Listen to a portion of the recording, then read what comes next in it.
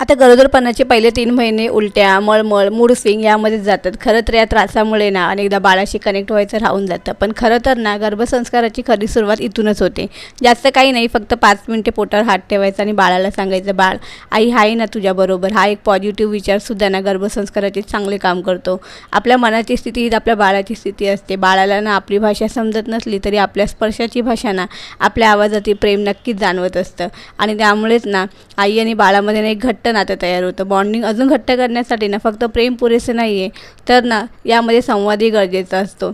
म्हणून ना जेव्हा आपल्याला टाईम भेटेल ना तेव्हा बाळाशी ना छान असा संवाद करत राहा, छान छान बोलत राहायचं. माझ्या पहिल्या प्रेग्नन्सीच्या वेळी आहे ना मी खूप असे गर्भसंस्काराचे व्हिडिओ वगैरे ऐकले होते आणि आता तर ना क्लासेस पण घेतले जातात, काही बुक्स पण अवेलेबल असतात. पण ना आपण आपल्या परीने आपल्या बाळाशी गोड असा संवाद करू शकतो, बरोबर ना. आता संध्याकाळची वेळ आहे, मस्त असं ना गरम गरम चहा आणि त्याच्याबरोबर टोस्ट मागवले होते, ते आम्ही एन्जॉय करतो आहे.